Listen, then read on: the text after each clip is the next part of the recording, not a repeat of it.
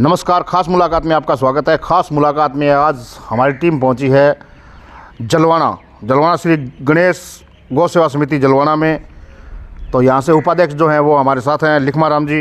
तो उनसे करेंगे बातचीत, क्या क्या समस्या आ रही है, गौशाला का संचालन कब से हो रहा है और जो अनुदान है वो टाइमली आ रहा है या नहीं आ रहा है, अनुदान कितना आ रहा है कितना नहीं आ रहा है, अनुदान को बढ़ाने को लेकर भी चर्चा करेंगे और गायों को लेकर क्या समस्या आ रही है मुख्य रूप से उसके बारे में बातचीत करेंगे और आसपास के क्षेत्र का कैसा सहयोग है वो भी जानेंगे। तो सबसे पहले स्वागत है लिखमा राम जी। तो लिखमा राम जी, गौशाला की स्थापना कब हुई थी, कितने टाइम से गौशाला संचालन हो रही है? गौशाला साहब 15 साल हुए है। अच्छा। और अनुदान माने अभी 2-3 साल वो मिले हैं।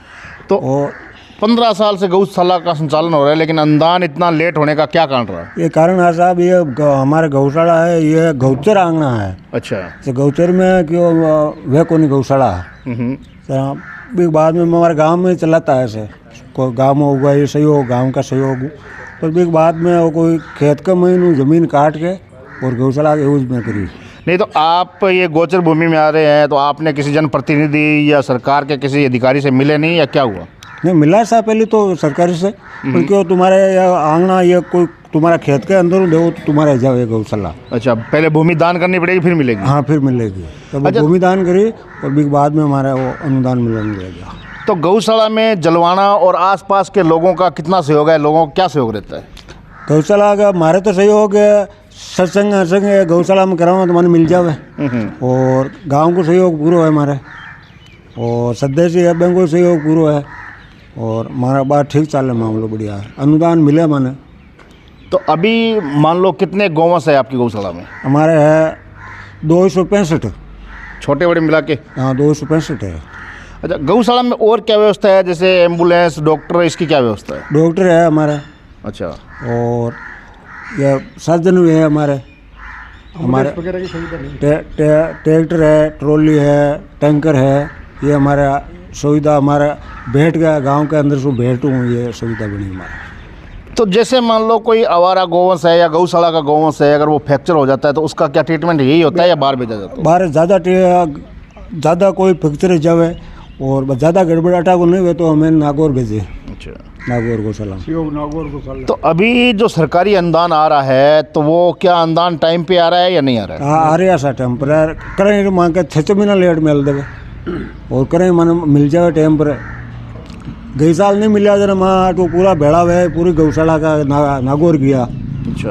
और बट क्यों मानो पूरी गौशाला खूब प्रार्थना करी तो क्यों तुम्हारे 10-11 दिन में आ जाएगा, तुम्हारा वो 20 दिन में आ जाएगा। अभी माना नोमिना का अनुदान बोलिया, अब नोमिना का हमारा अनुदान नहीं आया।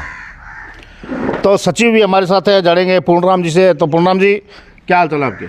ठीक है, हाल तो बस्ती को सहयोग है, मामलो चल सब बढ़िया है गऊ की। तो अभी अनुदान जो आ रहा है तो अनुदान आपके हिसाब से कितना अनुदान आना चाहिए गाय के लिए?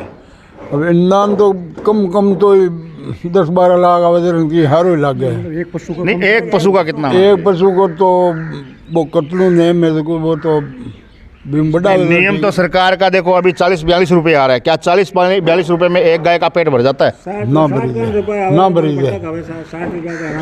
भरी जैसा। तो आप गौशाला में कब से जुड़े हुए? कम तो है गौशाला तो 12 वीर में तो सेवा में चल रहा। तो कितना अनुदान आना चाहिए आपके हिसाब से? कम 100 रुपया तो आना ही चाहिए। 100 रुपये आना चाहिए। ठीक है सर।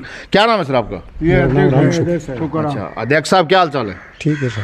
तो अध्यक्ष साहब, अभी जो अनुदान आ रहा है, अनुदान कम आ रहा है, सरकार ने अभी 4-5 रुपये बढ़ाए भी हैं, लेकिन क्या इससे एक गाय का पेट भर जाता है? नहीं भरेगा सर इससे, क्योंकि ये हमने ऑब्जेक्शन भी किया हुआ है जी। और हर गौशाला ने ये ऑब्जेक्शन किया कि कम से कम 100 रुपये, छोटे बछड़े का 50 रुपये और बड़े का मतलब 100 रुपये होना चाहिए। ये क्योंकि आप अपने घर में चराते हैं चारा, तो क्या 40 रुपये में पेट भर जाएगा? 10 रुपये 15 रुपये किलो चारा मिल रहा है, तो 15 में 2-3 किलो से पेट थोड़ा ही भरता है। 1 किलो अनाज तो आदमी खा जाता है, तो ये मतलब कम से कम इसको 10 किलो वजन तो चाहिए। देखिए, हम पूरे राजस्थान में गौशाला का भ्रमण करते हैं। आपके जो गौशाला अध्यक्ष है उनका कहना है कि जो अनुदान आता है सरकार का वो टाइम पे नहीं आता, वो बहुत लेट आता है। नहीं आता, क्या कहेंगे?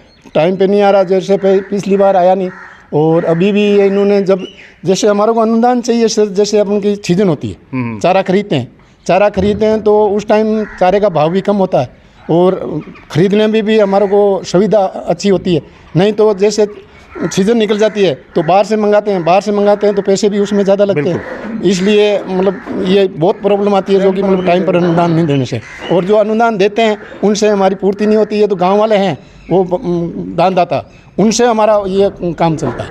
तो आपके हिसाब से अनुदान कौन से महीने में आ जाना चाहिए? हमारे जैसे ये अपना फर्स्ट में आते हैं तो मार्च में आ जाना चाहिए, और जैसे ये अक्टूबर और सितंबर में आना चाहिए। जो 2 किस्त में देते हैं तो उसमें आना ज़रूरी है, और वैसे 3 किस्त में देते हैं तो इसमें जनवरी में भी आ जावे तो भी हमारे ये मार्च अप्रैल जैसे भी उनाड़ू की सीजन आई है उसमें अपना फरवरी और उससे पहले आना चाहिए। देखिए, सरकार का कहना है कि सरकार ने अभी पहले 6 महीने का अनुदान मिलता था, अब 9 महीने का मिलता है, और सरकार का कहना है कि हमने 4-5 रुपये बढ़ा के भी इस बार देने हैं। तो कहाँ तक पूर्ति हो पाएगी? नहीं सर, नहीं होगी वो पूर्ति। इससे पूर्ति कम से कम एक पशु को 100 रुपये तो मिलने चाहिए। सब एक पशु को 10 किलो अनाज चाहिए, ये मतलब चारा चाहिए इसको। तो 10 किलो चारा से मतलब उसका मतलब ठीक पूर्ति हो। वो भी क्या है कि इकट्ठा कोई मतलब 10 किलो खाता है तो कोई 8 किलो खाता है तो कोई 15 किलो भी खा जाता है। जैसे ये अमेरिकन है वो 15 किलो 20 किलो भी चारा खा जाता है, तो उसका पेट कैसे भरेगा? बढ़िया चारा ये तो मतलब इकट्ठा होने से ही होता है। जैसे आज चारे का भाव होता है, मतलब आज के सीजन में आज 10-12 रुपये किलो, 15 रुपये किलो भाव मिला है, और 7-8 से नीचे तो कोई चारा ही नहीं है सर।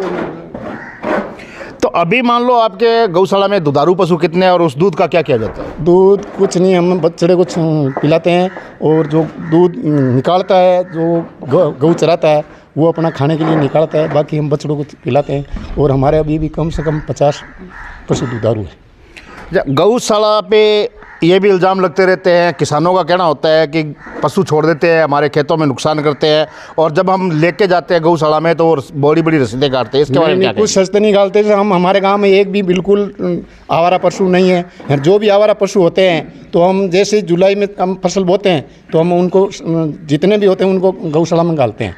दूसरा ये जो कि आवारा किसके घूमते हैं, जो गाँव वाले अपने दूध पीने के लिए रखते हैं उनके आवारा होते हैं। हमारे सब पशुओं के टोकन डाले हुए हैं, एक भी हमारा गौशाला का आवारा पशु नहीं मिलेगा। या कोई बदमाश होता है वो ज़बरदस्त निकल जाता है, वो एक बात अलग है, फिर भी उसको शाम को टंटोल कर और वापस उसको लाते हैं।